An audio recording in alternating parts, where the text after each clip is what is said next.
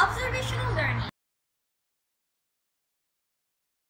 otherwise known as social cognitive theory, was a theory proposed by Canadian-American psychologist Albert Bandura, who believed that people can learn new information and behaviors just by observing others.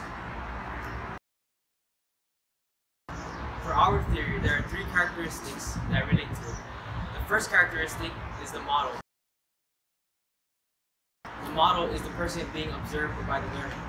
The second characteristic is the modeling. Modeling is when the model repeats a specific behavior that the observer learns from.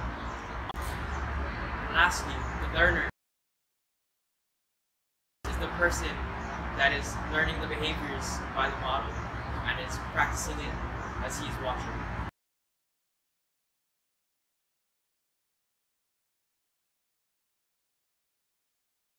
For example, binary is learning.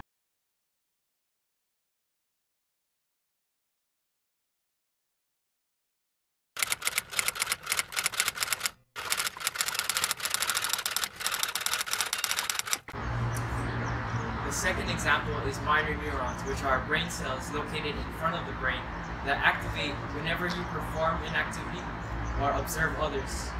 Antisocial behavior, which is the negative, unhelpful, and destructive behavior. Lastly is the prosocial behavior, which is the positive, helpful, and constructive behavior.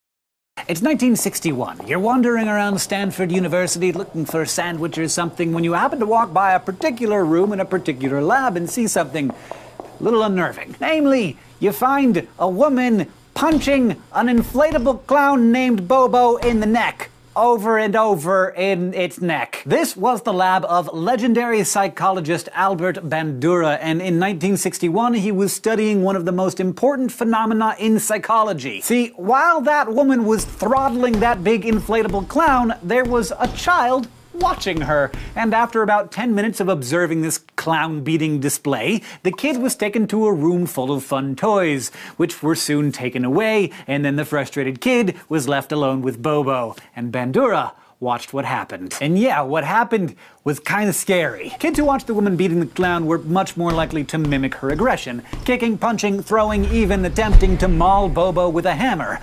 But other children who saw an adult playing nicely with a doll or just ignoring it didn't respond the same way in their frustration. Bandura's results may seem predictable now. Observational learning, also known as social cognitive theory, can be applied to everyone and anyone of all ages and genders. People that can benefit from this theory is anybody, and they can benefit from this because they help us learn from others' actions so that we won't make the same mistakes.